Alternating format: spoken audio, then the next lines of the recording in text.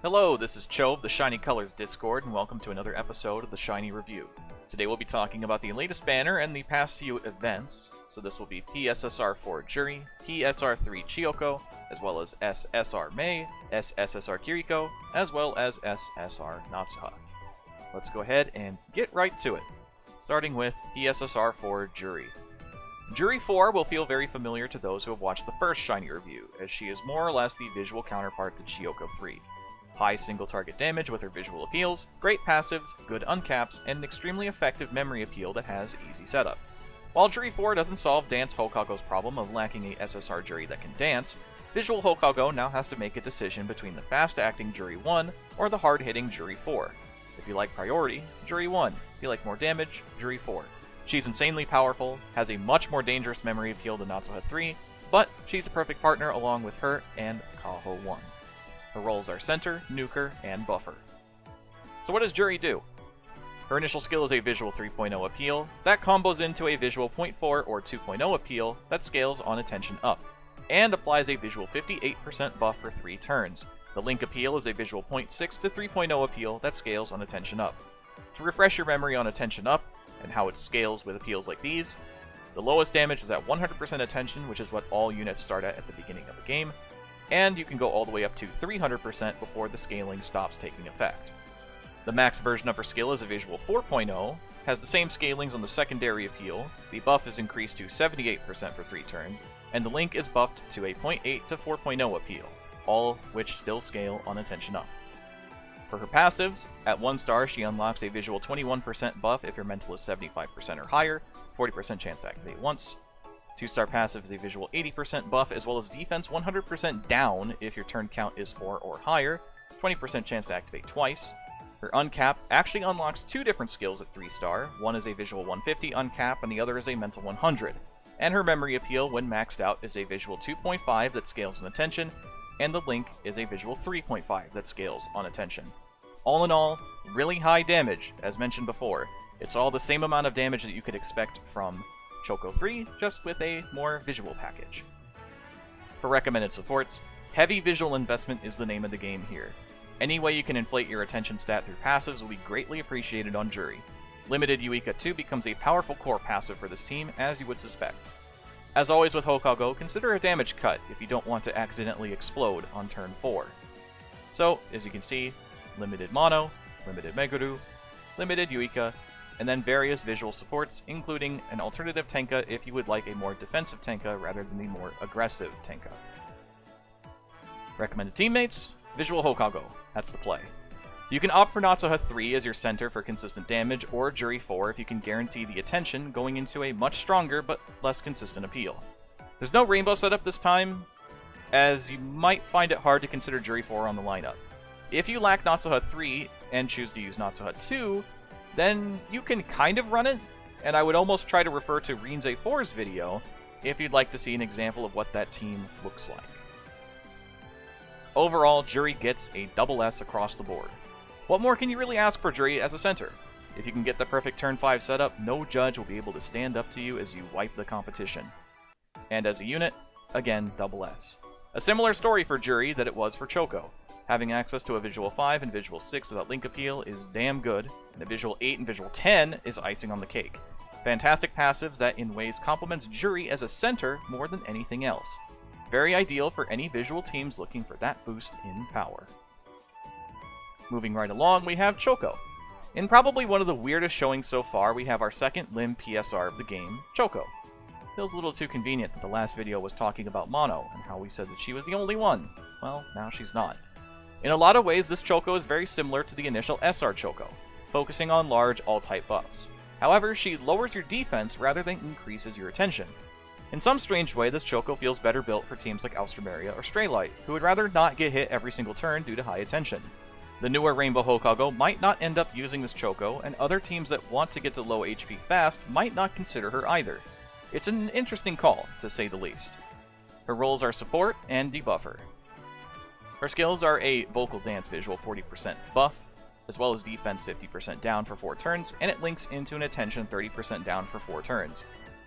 When fully upgraded, this becomes a vocal dance visual 70% buff, as well as defense 80% down for 4 turns, and the link stays the same at attention 30% down for 4 turns. For her passives, at 1 star she gains a vocal dance visual 15% buff if your mental is 74% or lower, has a 40% chance to activate 1 time. At 2 stars she gains a vocal dance visual 20% up if your mental is 74% or below, with a 40% chance to activate 1 time. Her 3-star uncap, rather than being a vocal 100 like the initial Chiyoko, is a mental uncap of 100.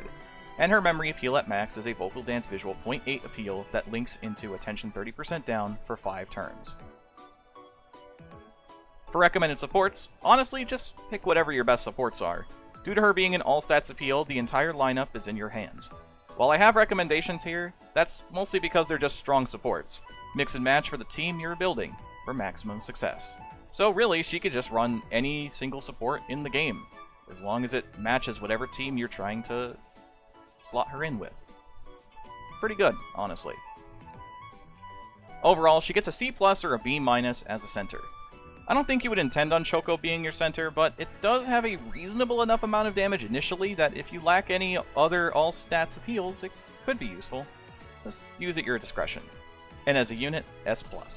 On the merit of being SR1 Chiyoko, one of the most, if not the most used support in the game, but slightly stronger, Lim SR Chiyoko gets solid marks. If you end up maxing out this unit, you may enjoy a great support for any and all teams. To a fault. Still kind of a strange card though. She is so similar to the initial SR Chiyoko. Maybe that just really speaks for how strong that Chiyoko really is. And for our first event card, we have Mei. Continuing the wave of Stray Light supports, SR Mei is our event card this time around. One can think of this card as the initial P-SSR Mei, but focused on vocal only. Mei has solid buffing all around, though her 4-star appeal is a little odd and might not be too useful for teams. She has a very underwhelming set of masteries on top of this, but it might be fine for beginner vocal teams.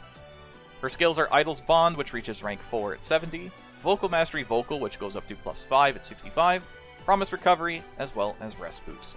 And she also has a Vocal Idea for TFD.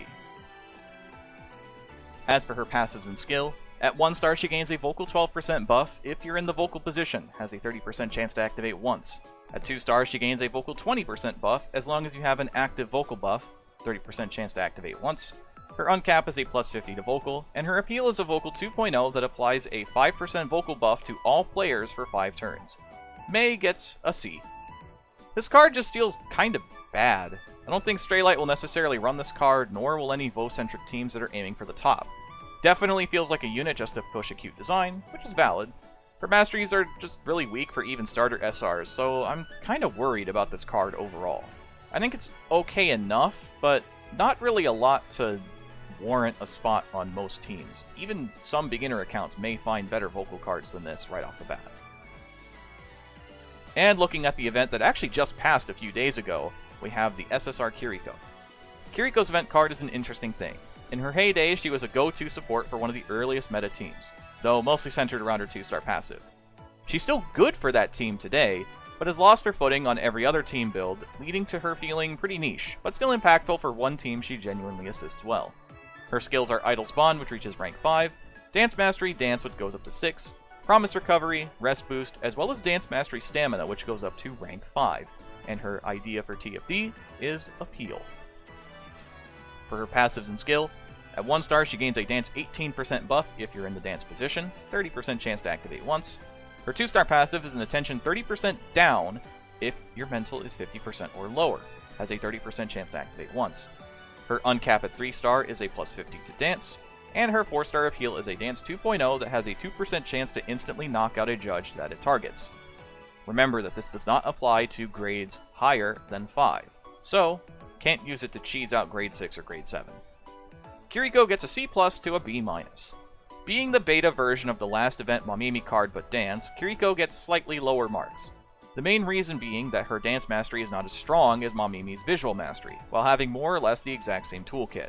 She's great for Exodia, or Dance Antica, but not so much anything else really. She's a very niche pick. And the last card for today is SR Natsuha. Natsuha's first event support. Heavily focused in dance, Natsuha helps round out what an event SR should probably look like for most teams. Useful passives, okay enough appeal, and a solid dance mastery to help boost your stats. Not the best, not the worst. Happily sits as a great starter for beginner dance teams. Her skills are Idol's Bond, which reaches rank 4, Dance Mastery Dance, which goes up to +9, Promise Recovery, Rest Boost, and Trouble Guard, and her TFD idea is Appeal. For her passives and skill, 12% dance if in the dance position, 30% chance to activate once. At this point, you might as well just know if it's a dance position skill like this, it's probably going to be 30%. At 2 stars, she gains a dance 30%, as well as defense 30% down, as long as it's turn 3 or earlier, 30% chance to activate once, has a 3-star dance +50 uncap, and her 4-star appeal is a dance 2.5 that reduces your defense by 50% for 3 turns.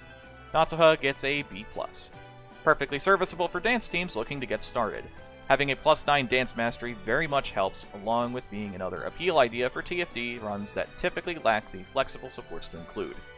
Could probably be A-, but the 4-star appeal kinda weighs this card down. There are a lot better SRs out there with better 4-star appeals for teams that need the 4-star appeal. And that's going to be the end of the video. Thank you as always for watching, and if you like what you saw, feel free to share the video around and let people know what we're trying to do here by bringing more Shiny Colors information to you. Next time we'll be talking about presumably the next SSR, which will be Hiyori 4. We'll get to find out what that card will bring to us, as well as the S-SSR Asahi.